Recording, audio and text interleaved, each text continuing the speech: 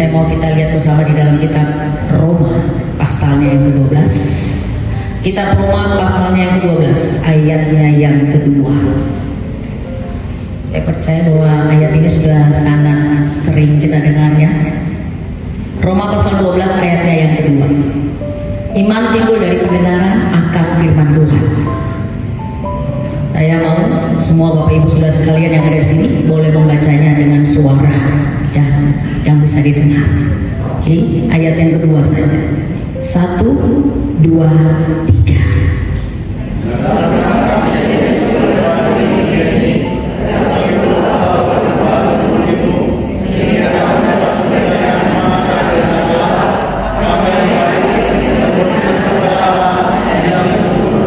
Amen. Janganlah kamu menjadi serupa dengan dunia ini, tetapi berubahlah oleh pembaruan budimu, sehingga kamu dapat membedakan manakah kehendak Allah, apa yang baik, yang berkenan kepada Allah dan yang sempurna. Saya mau berbicara tentang pembaruan pikiran ya. Pikiran adalah pusat peperangan. Kalah di pikiran, kalah di tindakan. Oleh sebab itu kita perlu berhati-hati dengan pikiran kita. Makanya pada ayat 1 Bapak Ibu dikatakan di situ, demi kemurahan Allah saudara-saudara, aku menasihatkan kamu persembahkan tubuhmu sebagai persembahan yang hidup, kudus dan yang berkenan di hadapan Tuhan. Dan kita perlu tahu bahwa di dalam diri manusia ini ada tubuh, jiwa dan roh. Kadang-kadang kita cuma bawa tubuh kita saja datang beribadah, tetapi jiwa kita, roh tidak ada di sini.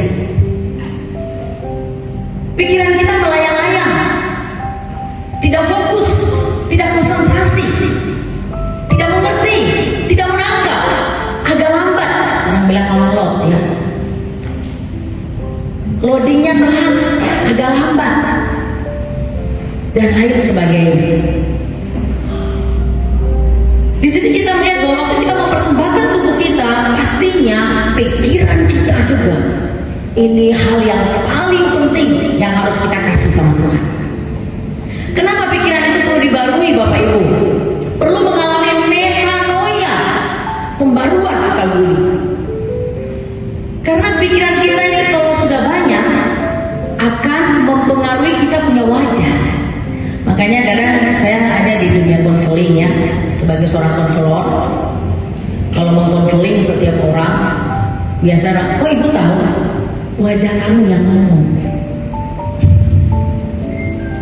Wajah kamu yang ngomong. Karena orang kalau banyak pikiran, itu juga disingkapkan di dalam kitab Daniel bahwa ketika orang banyak pikiran itu jadi pucat. Ya, Daniel pasal 5 dan pasal 7. Menjadi pucat, pikiran-pikiran menggelisahkan, sendi-sendi pangkal menjadi lemas, lutut berantukan. Ya. Gelisah, pucat, lemas, tidak ada kekuatan karena banyak pikiran. Dan itu membuat orang kenapa jadi cepat tua dan kehilangan sukacitanya.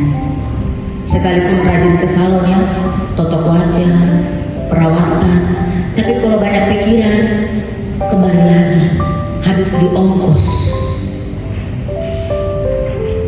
Kayak Amsal katakan, hati yang gembira adalah obat yang manjur. Hati bisa bergembira kalau hati kita menyimpan janji firman Tuhan.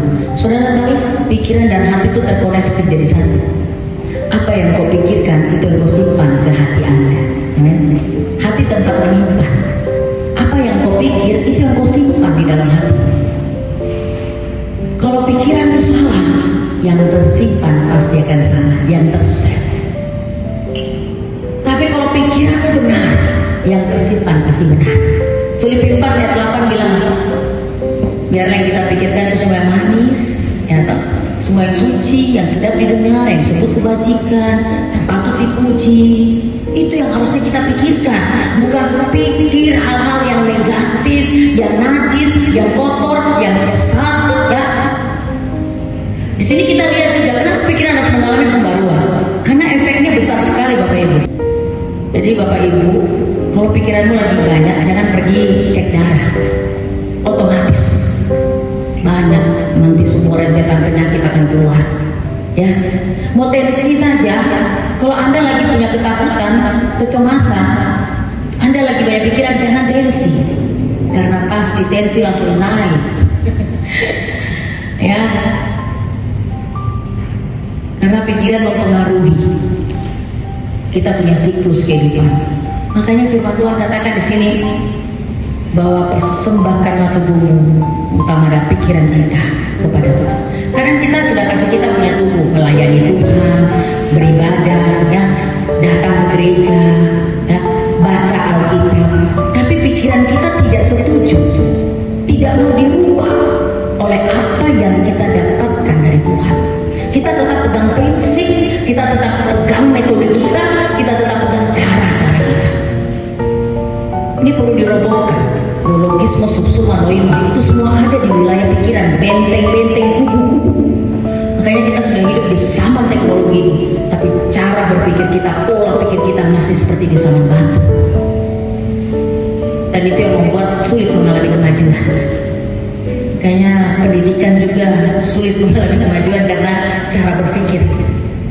Bapak Ibu, waktu kita mengalami pembaruan pola pikir ini, kita punya kecerdasan intelektual itu akan mengalami pembaruan yang luar biasa. Secara emosional juga, lalu secara spiritual.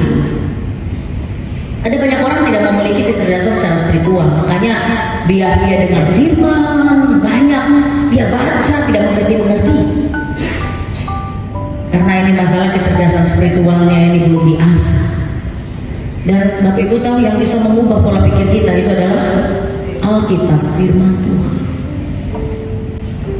Makanya ketika kita ambil keputusan untuk baca Alkitab, berarti kita setuju untuk dirubah oleh firman Tuhan. Yang penting di mata Tuhan adalah menjadi pelaku firman Allah, dan kita mengalami pembaruan di dalam pikiran kita. Pikiran perlu mengalami pembaruan, Bapak Ibu. Kenapa? Karena pikiran itu bisa jahat, ya. Di dalam Matius 1 ayat 21 itu pikiran bisa jahat, Bapak Ibu. Jadi kalau kita tidak salah bahaya, ya. Pikiran itu bisa menjadi sia-sia, gelap, bodoh. Makanya kenapa orang perlu sekolah, perlu diajar supaya tidak jadi bodoh. Semua ada di wilayah pikiran, ya. Betapa pentingnya pikiran ini. Pikiran selain bisa jadi jahat, sia-sia, jadi gelap. Kalau mata sudah digelapkan, selesai. So tidak lihat lagi, aduh ini bukan istri saya, ini bukan suami saya. Jangan mencintai yang bukan Anda punya. Pikiran gelap, pikiran salah, pikiran sesat, sia-sia, ya, itu berbahaya, saudara. Makanya perlu dibaharui. Lalu pikiran itu juga bisa dibutakan oleh ilah sama iman. Dalam 2 Korintus 4 ayat 4, saudara, ilah sama ini apa? Wah, ilah sama ini apa? Kedudukan, jabatan, harta, tahta, wanita, yang membuat orang jadi gelap, tidak pernah puas, rela menjatuhkan orang lain untuk mendapatkan apa yang dia mau, menghalalkan segala macam cara hanya untuk mendapatkan apa yang dia mau. Pikiran bisa disesatkan. 2 Korintus 4 ayat 3. Kalau disesatkan bahaya. Makanya kita sudah tidak bisa berpikir yang benar. Tuhan itu tidak ada. Mana dia?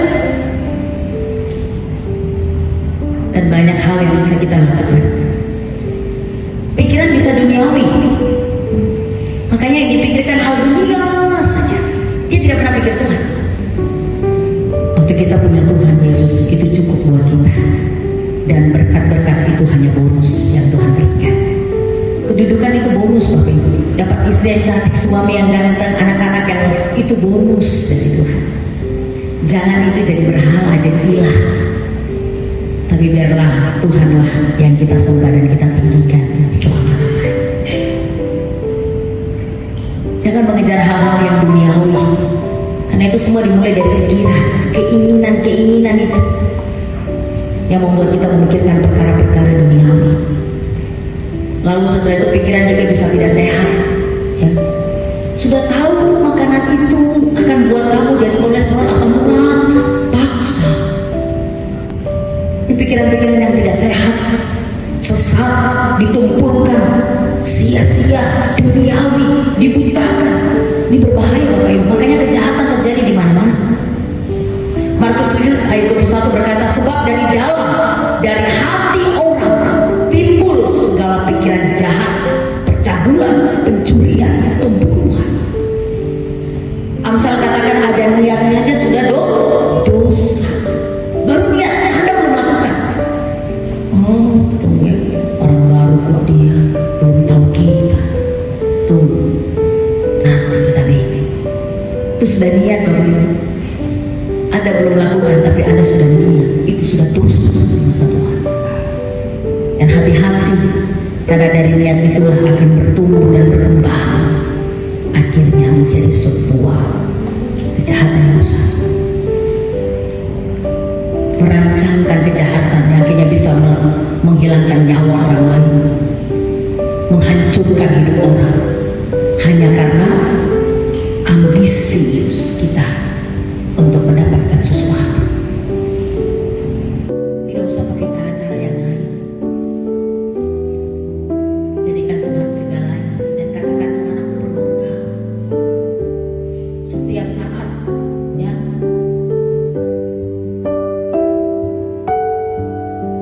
Datang kepada Tuhan. Minta pertolongan Tuhan. Dan katakan, Tuhan, saya butuh Engkau. Baca Alkitab sebelum bertemu dengan orang lain. Datang di kantor berdoa. Setelah tiba di ruangan berdoa, Tuhan terima kasih. Kuduskan Tuhan saya. Dan biar saya bisa bekerja dengan baik. Kekuatan-Mu jadi bagian saya. Setelah sudah kerja, mau pulang, Tuhan terima kasih buat kekuatan hari ini. Hikmat-Mu hari ini. Saya mau pulang, berkati saya. Sampai tiba di rumah lagi, Tuhan terima kasih sudah tiba di rumah. Ini orang yang terus melibatkan Tuhan dalam hidupnya. Hubungan itu perlu ya, keintiman saudara. Dan itu perlu komunikasi yang dilakukan secara intens terus menerus.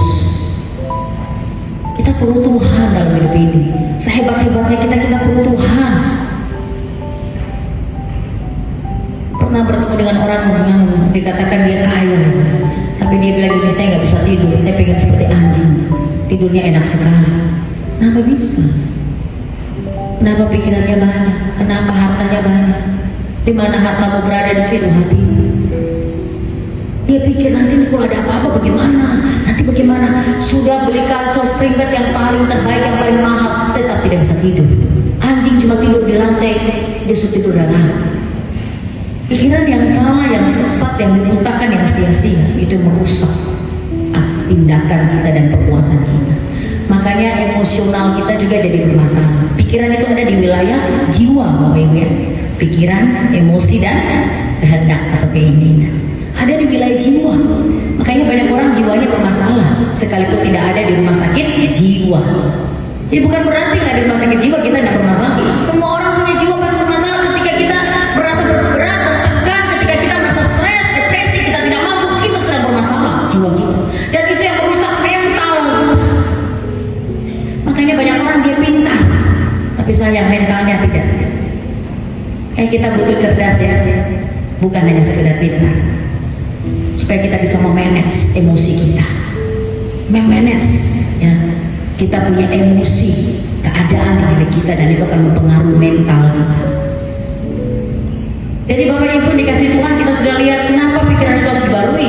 Karena pikiran ini akan mempengaruhi kita punya raut wajah, mempengaruhi kekuatan kita. Karena pikiran itu bisa dibutakan, ditumbuhkan, sia-sia, duniawi, disesatkan, menjadi tidak sehat, gelap, jahat. Perlu dibaharui oleh firman Tuhan. Jadi jangan bosan-bosan ya saudara, dengar firman, baca firman, terima firman. Karena di pikiran ini kita kasih makan. Anda kasih makan pikiran Anda dengan apa? Kalau dengan hal-hal dunia, maka pikiranmu penuh dengan dunia. Kalau pikiranmu dikasih makan dengan hal-hal rohani, dengan kebenaran Tuhan, pikiranmu akan penuh dengan firman Tuhan. Amin. Jadi agar budi kita tidak dibarui dengan minum vitamin, dengan hal-hal yang lain, makanan-makanan enak. Pikiran kita hanya dibarui oleh firman Tuhan. Firman Tuhan bermanfaat untuk apa? Mengajar, menyatakan kesalahan, memperbaiki kelakuan, dan mendidik pada dalam kebenaran. 2 Timotius 3:16. 4 fungsi ini akan berlaku di dalam diri kita ketika kita membaca Alkitab dan merenungkannya siang dan malam. Mazmur nomor 1 juga berkata, kesukaannya ialah Taurat Tuhan dan merenungkan Taurat itu siang dan malam. Makanya baca Alkitab itu pagi, Bapak Ibu ya, bukan malam. Kalau Anda baca Alkitab malam, Anda bisa renungkan ketika Anda lagi tidur. Bagaimana Anda merenungkan kalau lagi tidur? Baca pagi, siang sampai malam direnungkan. Arti direnungkan itu dipikir-pikir, diingat-ingat, dibayang-bayangkan, dihayal-hayalkan. Itu artinya. Semua orang Tuhan bentuk menjadi unik, ya, spesial. Jangan menyamakan. Kita harus menerima semua kekurangan dan kelebihannya. Amin. Dan itu semua dipengaruhi dari pikiran. Cara kita melihat masalah, cara kita melihat kekurangan, cara kita menghadapi segala situasi dalam hidup ini. Jadi jangan bosan baca Alkitab. Kalau pikiran kita mau dibarui, baca Alkitab, renungkan firman itu siang dan malam, maka engkau akan melihat Tuhan membarui kehidupan kita. Amin Bapak Ibu. Biarlah firman Tuhan ini mengingatkan kita semua. Karena waktu akan lebih kita dibarui, saudara dan saya memiliki kecerdasan intelektual yang lebih, dan kecerdasan emosional akan tertata dengan luar biasa. Begitu juga kecerdasan engkau secara spiritual. Engkau bisa menangkap apa yang Tuhan mau lewat peristiwa ini, lewat keadaan ini, dan engkau akan menjadi orang-orang yang bergembira, bersemangat. Bukan berarti tidak punya masalah, tapi engkau tahu cara menghadapi masalah. Karena engkau tahu bahwa engkau tidak sendiri. Tuhan ada dengan engkau, dan Tuhan yang menggenggam tanganmu dengan tangan kanannya yang membawa kemenangan, dan Dia tidak pernah membiarkan engkau sendiri. Dia Allah yang dekat dengan orang yang remuk hatinya, hancur jiwanya. Karena hanya Tuhan yang bisa menyembuhkan, membalut setiap luka-luka kita.